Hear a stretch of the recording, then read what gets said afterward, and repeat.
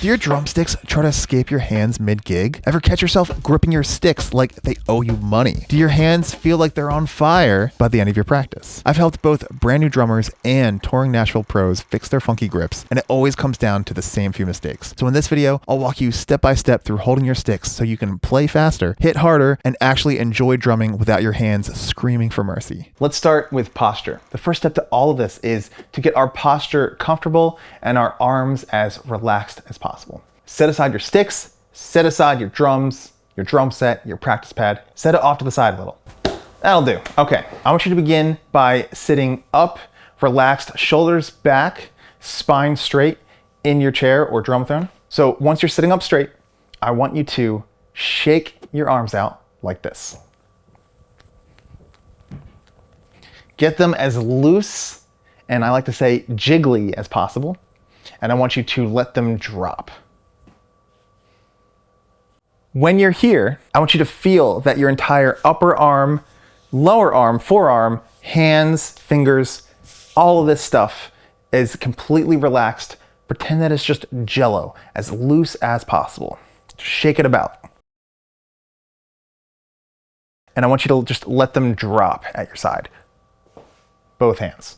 Stay here for a moment and feel what this feels like, and look down at your hands and arms and look down at your body. Pay attention to this feeling, because this is the feeling you want to be able to call upon as we move to the next steps. This feeling of total relaxation. I probably look ridiculous right now as I'm talking to you, but this is exactly what we want. Just total loose, relaxed limbs. Next step is to bend your elbows 90 degrees. Make sure your arms are completely straight down, and then bend your elbows forward so they're parallel with the floor. You'll also notice that I am dangling my wrist. So I haven't straightened it yet. So this is step 3, is to straighten the wrist, and I want you to let it drop again. Straighten, drop. Because we want to be deeply aware of how much relaxation or tension we are adding to every mechanic that we're going to work with. Now that you've done that a couple times, go ahead and straighten your wrist out. And let's do the same thing with the fingers. So our elbow is 90 degrees. Our elbow is also at our side. We're not holding it back. We're not holding it forward. And we're not holding it out like this. So it's dropped like that. I want you to then straighten your fingers out and then let them drop. Straighten, drop. Straighten, drop. You can hold your arm up like this now. When you have your fingers nice and relaxed and loose, that natural position is going to be very close to how you want to hold the stick. Because what we're aiming for with all of the technique fundamentals we're covering today is to be as relaxed as possible, as much as possible, with every part of our body as possible, while still executing what we want to execute on the drums. So that means our grip should barely change from this total relaxed state. Oh, and real quick, you can grab the entire technique checklist we're covering totally free. So grab it below if you want to lock in perfect technique for good. So let's pick up a stick, hold out your dominant hand, nice and relaxed. We're going to start by placing our thumb and index finger on the fulcrum point of the stick. Now, where that is along the stick is very important, but we're going to cover that a little bit later. For now, just know that it's approximately a third of the way up the stick from the butt end. That's where we're going to put our thumb and index finger. So from this position, we want the entire pad of our thumb along the stick, and then our index finger, we want the DIP joint, which is this last knuckle. We want the side of it to be at the same point opposite our thumb. The next step is to place the back of the stick against the fleshy part of your palm. Now, we're looking to place this in the middle of the fleshy part of your palm. The stick should not touch the bony part here, and should also not touch this area out here. We want it right in the middle. Not here, not out here, in the middle. After that, go ahead and gently wrap your back fingers around the stick. Make sure that the pads of all your fingers are on the stick the exception being your index finger. That will be the side of the DIP joint for your index finger that's in contact with the stick at the fulcrum point, about the same height as your thumb. You should notice a gap between your index finger and your thumb. This is something really important to remember. This gap, you can just stick a finger in there. This gap is the most important thing to keep in mind while you're playing and practicing and developing these fundamentals. You want to make sure that gap is always there. And there are a couple of common mistakes that you want to be aware of coming up. Whenever you go to practice, whenever you go to play, whenever you're working on technique, working on different stroke types, whether that is molar stroke, French grip rebound, whether it's doubles, open close, all these techniques that you should learn. Whenever you're practicing or playing, it's really important, especially in the beginning, especially right now, to go through what I like to call the stick grip checklist. The stick grip checklist is a set of parameters to check off, kind of like a pre-flight checklist on an airline, before a plane takes off at the airport. I don't even know much about planes, but they check everything about the plane to make sure it's safe, make sure it's set up optimally for a safe flight before they take off. And so that's the same idea here. We want to make sure that we have our technique nice and relaxed and avoid a bunch of mistakes that can hold us back before we ever play a note. So before you play a note, after you play a note, these are the times to use the stick grip checklist. Think of it as a pre-flight and a post-flight checklist. Here are a couple of mistakes that you want to make sure you're not making before you play, while you play, after you play. Number one is closing the gap. So instead of keeping this gap open, some drummers close the gap. And if you try it right now with me, you should immediately feel a lot more tension in your forearm. And then if you open that gap back up, you're going to feel it all relax. So closing the gap is the first mistake you want to make sure you never do. Always keep that gap open, always keep it nice and relaxed. I want you to memorize everything we're going over here, so I made a PDF of all these grip fixes so you don't forget a single detail. Link is below if you want to grab it. Number two is putting the index finger on top of the stick. Now, there's a couple of special cases where you might want to do something called, I think, a stick shot, where you bury the stick into the drum head for special effect, but this is probably something you're rarely going to use. So don't even think about that right now, and keep your index finger on the side of the stick, not on top. Make sure you see a little bit of your index finger dangling below the stick. Number three, don't let your thumb slip off the stick. I want you to strive to keep the entire pad of your thumb in contact with the stick. That's going to give you the most control. If your thumb slips off, then you start losing control and you compensate by gripping the stick tighter in other places. And again, that causes pain, that causes tension, and over a long period of time, it causes permanent injury. So we want to avoid all these things by maintaining contact for control, but staying relaxed with our grip and making sure that gap is always there. It's important to remember that you can't force progress by doing more of the wrong method.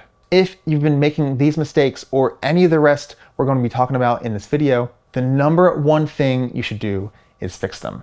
Watch this video 10 times if you have to, and really focus on getting each step under your belt until it's natural and automatic to not make these mistakes. Because doing more of the same mistakes only makes things worse.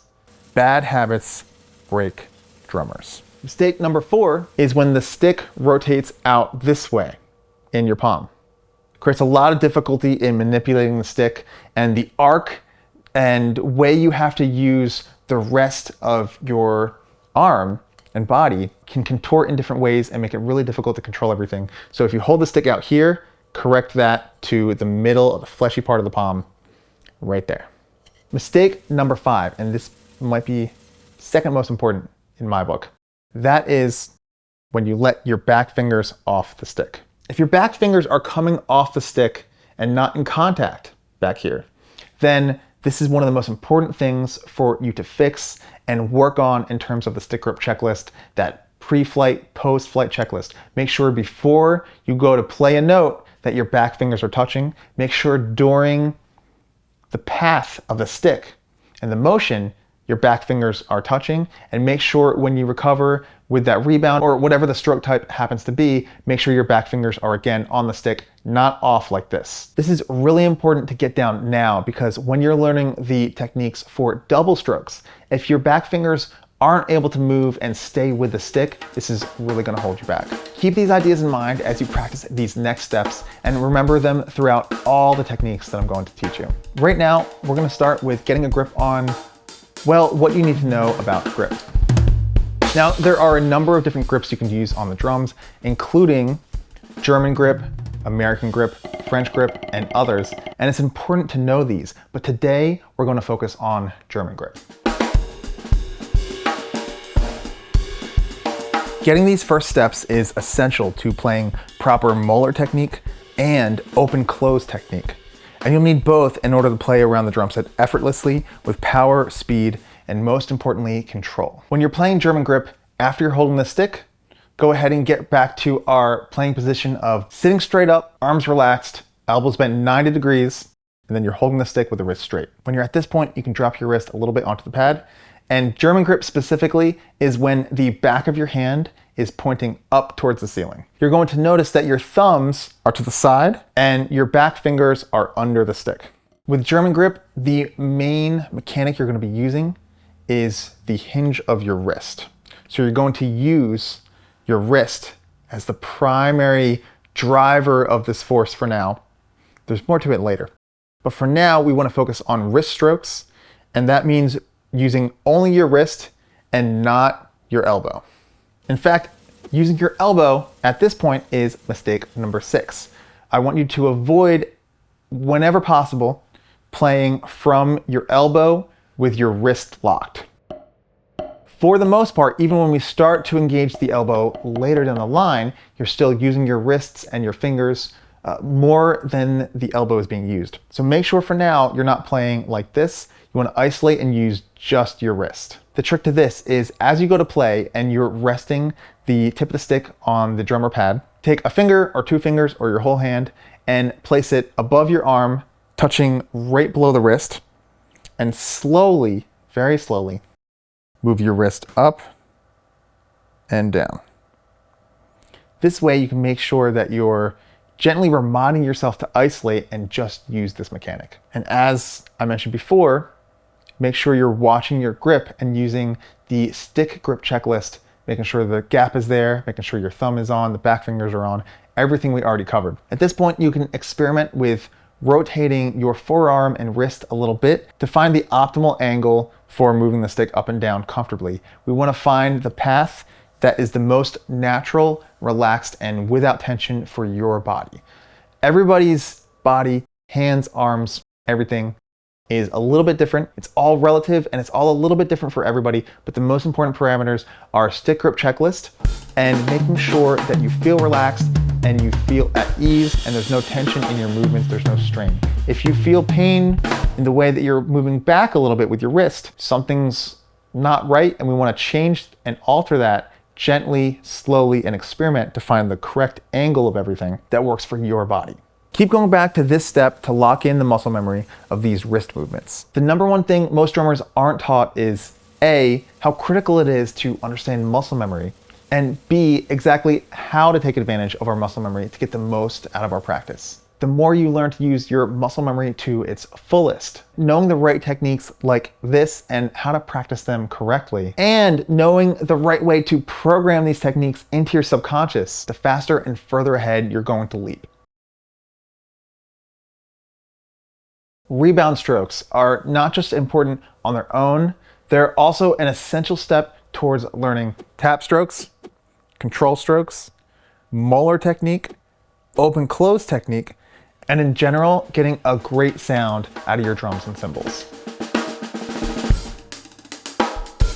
You'll use rebound strokes for so much, and I'll share more about that in a little bit. You'll play the same things you play, but faster, more fluidly, and with less effort when you master rebound strokes. Rebound strokes build off of the wrist strokes we started to learn earlier. Rebound is also a big part of French grip finger strokes, and I want you to learn that soon. But first, let's continue focusing on the German grip version, and then you'll learn how to get the dynamics under complete control. What that means is we're gonna start again with German grip. That's back of the hand up, thumb to the side, and using wrists only, get it all the way up to a comfortable position. Don't wrench your wrist really far back. If you feel that tension, you've gone too far. For me, this is approximately 45 degrees. If this is 90, it feels a little much. I just do 45 when I'm practicing these wrist-only rebound strokes. There's other ways to get the stick higher and keep that comfortable, but we want to master this version first. So when you bring your wrist back, and for me that's about 45 degrees, I want you to hold it here as your new starting position. And then slowly bring the stick down so that the tip of the stick touches the pad. There's a very low angle for the stick. It's not flat against the pad, but just a little bit raised from there. Once you're in contact with the pad, make sure again, stick grip checklist. Watch for the gap, feel the back fingers, make sure the thumb isn't slipping off. Make sure your hand is relaxed and not gripping the stick tightly. Then slowly bring the wrist back up to its starting position. Going back to the subject of muscle memory, it's so important to do this slowly a whole bunch of times to make sure you're doing it with these correct parameters in mind and you're doing it in a way that doesn't hurt your body. As long as you're staying relaxed and you don't feel pain and you're coming up, straight up with the stick, and you have all the previous mistakes fixed, just do it slow a bunch of times so that you memorize that feeling. You know what it feels like. You know what to look for as you begin to speed this up. So one more time, start high, go slowly down, come back up. Nice and slow a couple of times. Here's where we actually finally get to have some fun today. And what that means is we're gonna play a note that you can actually hear. And that means, again, we're gonna do the same thing. We're starting high, 45 degrees, but we're gonna come down fast. Here's the tricky part. When you come down fast with your wrist, the stick with a rubber pad or a high-tuned snare drum, yes, some pads are less bouncy. I suggest you get a bouncy traditional rubber pad to learn this technique and really learn to utilize this rebound as much as possible. When you impact that pad or drum or cymbal, the stick wants to bounce back up. The tricky part is letting it. The secret to playing effortlessly is letting the stick do the work. It's going to come back up for you. It's going to bounce right back up. What you're looking for is when your wrist comes down fast with force. When your wrist comes down, you want to relax totally at that instant. What that looks like is straight wrist, drop it. This is the feeling that you already practiced earlier of just relaxing your wrist, letting it go limp. You want to unlock that wrist the moment the stick impacts the pad. So you're coming down and relaxing. As a quick example, if I practice the proper rebound stroke technique without rebound, if I just play on my leg, it doesn't come up. What I'm doing is I'm coming down with force, using my muscles to come down. You do this too many times, it's gonna hurt, but that's besides the point. At this point, loose, absolutely loose and limp. It doesn't come up. So what we're learning to do when we're utilizing rebound to its fullest is we're learning to not pick the stick up every single time. So we come down only, it bounces back up. We don't have to do the work of lifting our wrists back. It's really nice. On the pad, it looks like this.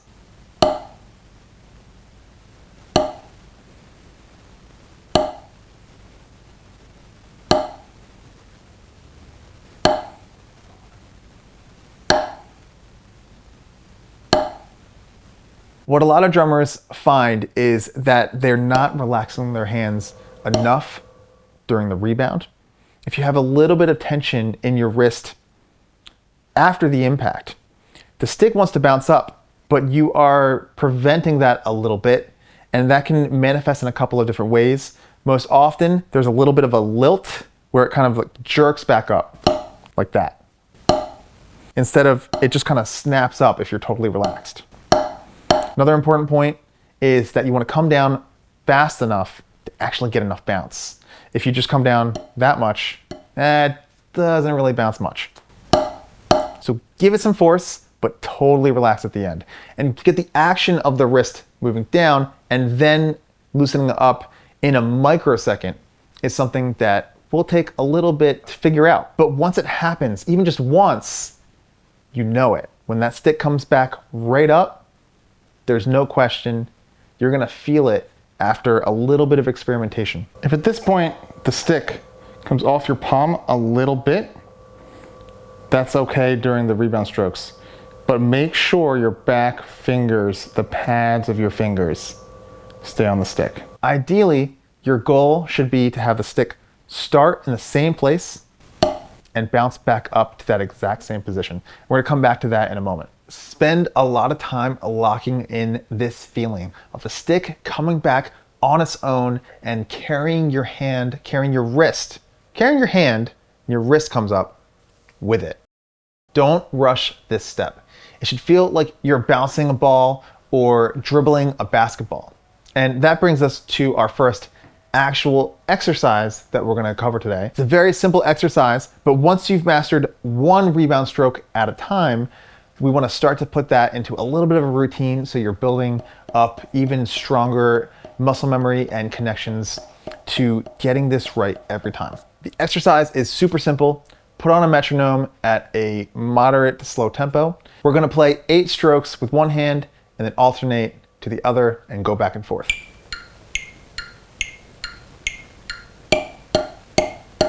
If you make sure one stroke at a time is perfect before you start to do this in sequence 8 each hand, then over a couple of days of practice, you're gonna feel way more confident and in control over the stick and how it rebounds and how you fit into that picture.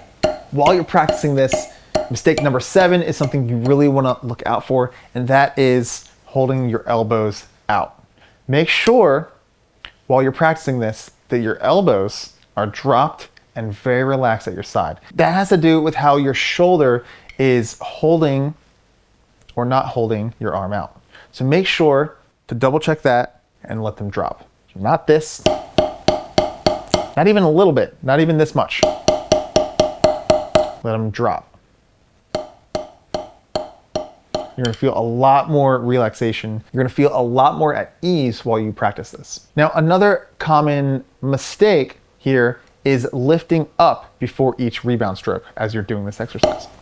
But I want to give you a solution to this, and it's going to make a big difference in your control and consistency with your strokes.